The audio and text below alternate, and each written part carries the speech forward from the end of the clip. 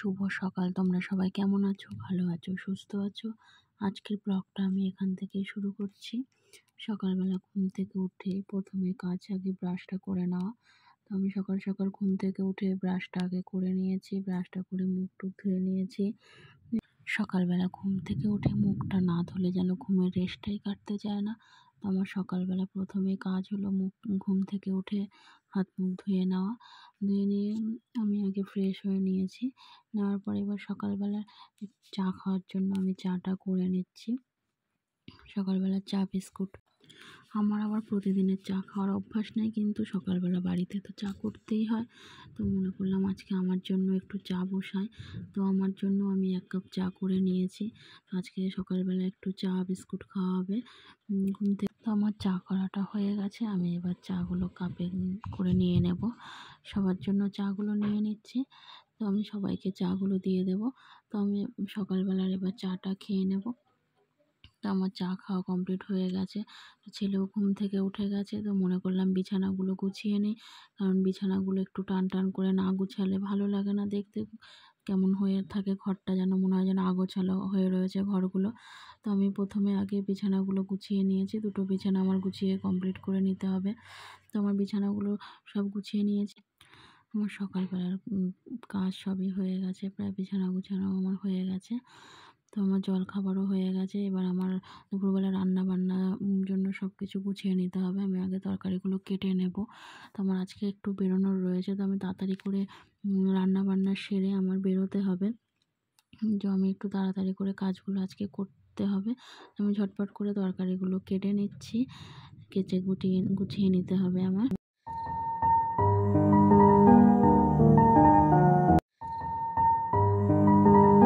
আমি আজকে বেশি কিছু রান্না করব না, হালকা পাতলা রান্না করব, কারণ আমার আজকে বেরোতে হবে। তো আমার বাইরে অনেক কাজ রয়েছে, বাড়িরও কাজগুলো আমার ঝটপট করে করে বেরোতে হবে। আমি ওদিকে সবজিগুলো সব কেটে আমি গুছিয়ে রেখেছি, ধুয়ে টুয়ে পরিষ্কার করে রেখেছি। তো আমি এদিকে ভাতটাও বসিয়ে দিয়েছি, যাতে তাড়াতাড়ি করে আমি দুটো করে আমি বেরিয়ে যেতে পারি। আমি এদিকে ভাতটা বসিয়ে দিয়েছি। তো আমার এটা হয়ে গেলে আমি যখন কোথাও বেরোনোর হয় যেন কাজের হুটোপাটা লেগে যায়, যে কোন কাজটা করব আর কোন কাজটা করব না। কারণ তাড়াতাড়ি করে কাজকর্ম করে রান্না-বান্না করে সব কিছু করে গুছিয়ে বেরোতে হবে। আবার বাড়িতে এসে রান্না করার ঝামেলা থাকলে খুবই বিরক্তিকর লাগে, যে রান্নাটা করতে ইচ্ছা করে না। কারণ এখন যা গরম, গরমের রাস্তায় বেরিয়ে রোদের মধ্যে থেকে এসে আবার রান্না করা একটা বিশাল ঝামেলার ব্যাপার লাগে। তো ওই জন্য আমার তাড়াতাড়ি করে রান্নাটা করে আমাকে বেরোতে হবে। তো আমি ওই জন্য আগে ভাতটাই বসিয়ে দিয়েছি ঝটপট করে, যাতে হয়ে যায়। আর বেশি কিছু আজকে রান্না করব না, 2টো তরকারি ভাতই রান্না করে নেব।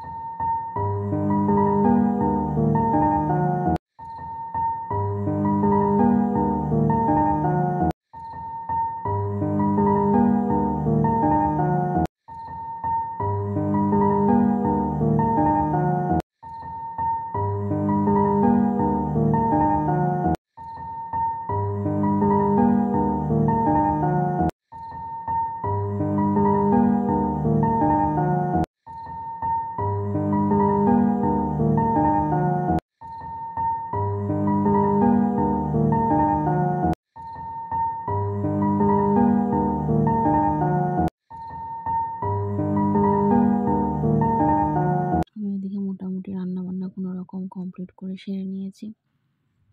তো আমি বেরোনোর জন্য রেডি হয়ে গেছি, আমার গুছানো হয়ে গেছে। তো আমি এবার বেরোবো।